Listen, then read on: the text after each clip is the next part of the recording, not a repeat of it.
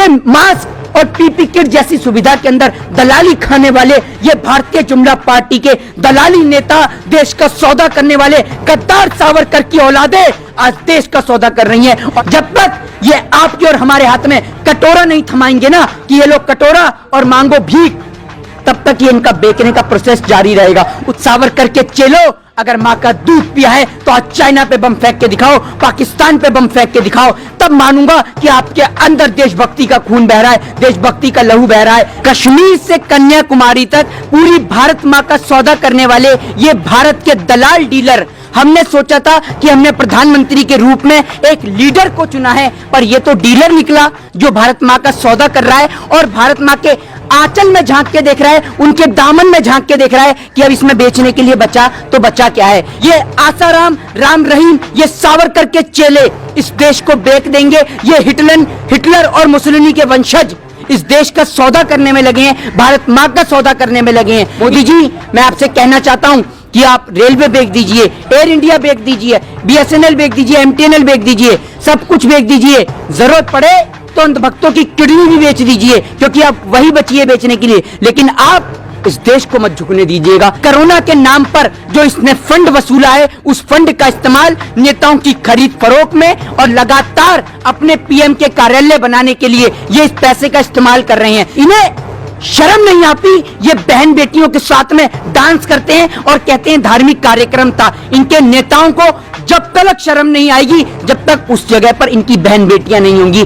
10 रुपए 3 रुपए टिकट की दाम 50 रुपए हो चुका है रेलवे की टिकट का, प्लेटफॉर्म टिकट में अगर आपको बताऊं तो। आखिर मोदी जी, आप इस संपत्ति को बेच रहे हैं या आपके पिताजी की संपत्ति है क्या जो इसे नीलाम करने में लगे हुए हैं? या आपने चाय बेच के, आपके और आपके नेताओं ने चाय बेच के ठेला खोमचा लगाकर इस देश की संपत्ति को बनाया है? लाल किला इन्होंने निजीकरण कर दिया, रेलवे, एयर इंडिया, बीएसएनएल, देश में कुछ बचा ही नहीं है। देश की धरोहर को किस नाम से संबोधित किया जाएगा ये तो बताइए। ये उत्तर प्रदेश के अंदर क्राइम बढ़ रहा है, बस का अपहरण कर लिया जाता है, ब्राह्मणों को मौत के घाट उतार दिया जाता है, दलितों को चिताओं से उठा दिया जाता है, मॉब लिंचिंग के नाम पे मुस्लिमों को मरवा दिया जाता है। ये सावरकर के चेले कुर्सी की औलादे, ये कुर्सी के खातिर किसी को भी मरवा सकती हैं, कुछ भी बेच सकती हैं। इन्हें पैसों से प्रेम है। ये गोरे अंग्रेजों की नाजायज औलादे एक एक करके पूरे देश का सौदा कर रही हैं, भारत माँ का चीरहरण कर रही हैं। अगर अब भारत माँ को बचाना है और देश को दोबारा गुलाम होने से रोकना है तो इन भाजपा, आरएसएस और सावरकर के चेलों को इस देश से बहुत दूर फेंकना होगा। देखिए, पहली बात तो ये आपने बोला कि मैं देश नहीं बिकने दूंगा, मैं देश नहीं झुकने दूंगा। मोदी जी ठीक उसी तरीके का कॉन्सेप्ट अपना रहे हैं कि गाड़ी का स्टीयरिंग बेच दिया, गाड़ी के गियर बेच दिए, गाड़ी का ब्रेक बेच दिया, लेकिन मोदी जी कहते हैं मैं गाड़ी नहीं बिकने दूंगा, मैं गाड़ी नहीं बिकने दूंगा। कश्मीर से कन्याकुमारी तक पूरी भारत माँ का सौदा करने वाले ये भारत के दलाल डीलर, हमने सोचा था कि हमने प्रधानमंत्री के रूप में एक लीडर को चुना है, पर ये तो डीलर निकला जो भारत माँ का सौदा कर रहा है और भारत माँ के आंचल में झांक के देख रहा है, उनके दामन में झांक के देख रहा है कि अब इसमें बेचने के लिए बचा तो बचा क्या है। ये भारत माँ के सौदागर, ये आसाराम, राम रहीम, ये सावरकर के चेले इस देश को बेच देंगे। ये हिटलर और मुसोलिनी के वंशज इस देश का सौदा करने में लगे हैं, भारत माँ का सौदा करने में लगे हैं। इन्होंने एयर इंडिया बेचा, बीएसएनएल बेचा, एमटीएनएल बेचा, रेलवे बेचा और देश की तमाम सारी संस्थाएं ये बेचने में लगे हैं। मोदी जी, मैं आपसे कहना चाहता हूं कि आप रेलवे बेच दीजिए, एयर इंडिया बेच दीजिए, बीएसएनएल बेच दीजिए, एमटीएनएल बेच दीजिए, सब कुछ बेच दीजिए, जरूरत पड़े तो अंधभक्तों की किडनी भी बेच दीजिए, क्योंकि आप वही बची है बेचने के लिए। लेकिन आप इस देश को मत झुकने दीजिएगा, इस देश को मत मिटने दीजिएगा। ये इस बात को बोलने की या इसके लिए कोई प्रूफ दिखाने की हमें आवश्यकता या जरूरत नहीं है। ये बात अब देश का समस्त बच्चा जान चुका है कि कोरोना के नाम पर जो इसने फंड वसूला है, उस फंड का इस्तेमाल नेताओं की खरीद फरोख्त में और लगातार अपने पीएम के कार्यालय बनाने के लिए ये इस पैसे का इस्तेमाल कर रहे हैं। 4 एयरपोर्ट बिकते हैं तो मणिपुर के अंदर 5 विधायक खरीदे जाते हैं। ये विधायक की खरीद का पैसा आखिर आ कहां से रहा है? ये सूट बूट की सरकार, 10 लाख का सूट, 1.5 लाख के चश्मे की सरकार, ये पूरा लगातार देश को बेचने में लगी है। अरे नरेंद्र मोदी जी, आपको इस देश के अंदर गरीबी को देखने के लिए, किसानों की हत्याओं को देखने के लिए कितने लाख का चश्मा चाहिए बताइए? इस देश की गरीब जनता आपको लाकर देगी। आप 1.5 लाख का चश्मा खरीदते हैं, 10 लाख का सूट पहनते हैं और कहते हैं मैं फकीर हूं।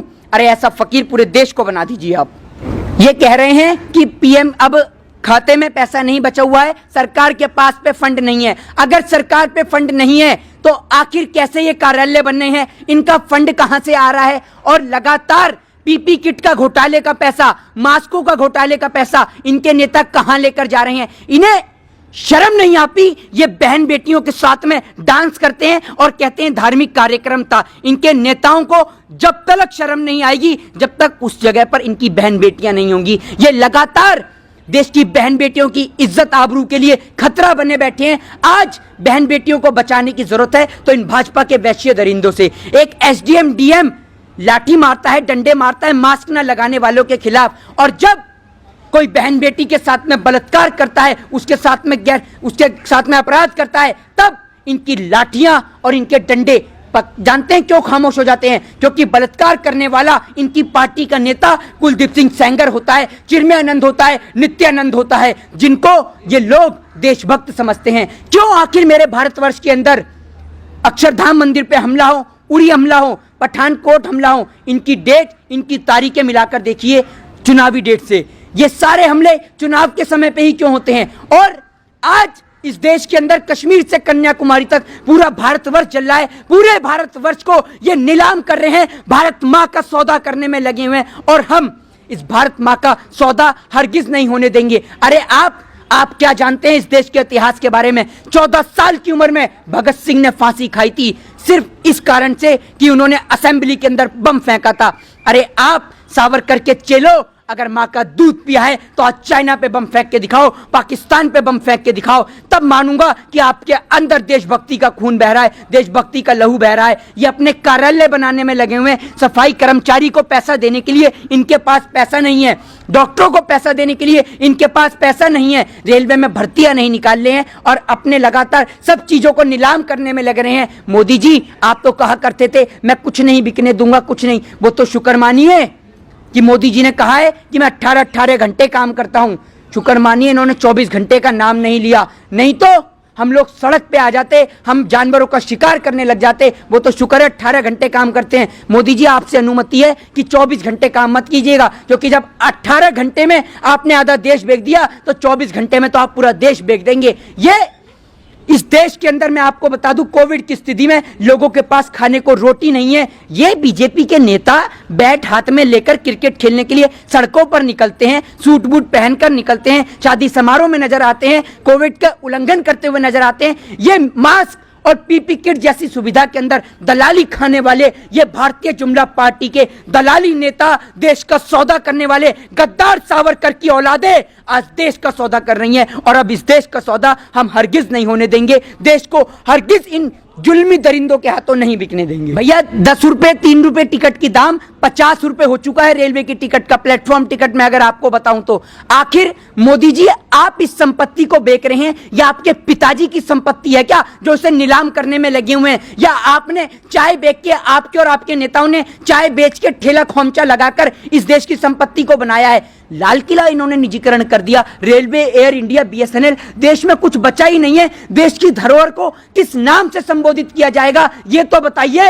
ये सावरकर की औलादें देश का सौदा क्यों कर रही हैं? इन्हें रोकना होगा आपको और हमें, नहीं तो जिस तरीके से मोदी जी कहते हैं ना कि मेरा क्या है, मैंने तो भीख मांगी है भाइयों और बहनों, और ये वही कॉन्सेप्ट देश के लोगों पे लागू कर देंगे। जब तक ये आपके और हमारे हाथ में कटोरा नहीं थमाएंगे ना कि ये लोग कटोरा और मांगो भीख, तब तक ये इनका बेचने का प्रोसेस जारी रहेगा। उत्तर प्रदेश के अंदर क्राइम बढ़ रहा है, बस का अपहरण कर लिया जाता है, ब्राह्मणों को मौत के घाट उतार दिया जाता है, दलितों को चिताओं से उठा दिया जाता है, मॉब लिंचिंग के नाम पे मुस्लिमों को मरवा दिया जाता है। ये सावरकर के चेले कुर्सी की औलादे, ये कुर्सी के खातिर किसी को भी मरवा सकती हैं, कुछ भी बेच सकती हैं। इन्हें पैसों से प्रेम है, देश से इनके लिए एक बूंद प्रेम नहीं है। ये लोग देशद्रोही लोग हैं। जब 1947 में सारा देश आजादी की लड़ाई लड़ रहा था, आजादी की जंग लड़ रहा था, उस समय ये सावरकर की औलादें अंग्रेजों की जूतियां चाट रही थी, उनकी धूल चाट रही थी। ये गोरे अंग्रेजों की नाजायज औलादें एक एक करके पूरे देश का सौदा कर रही हैं,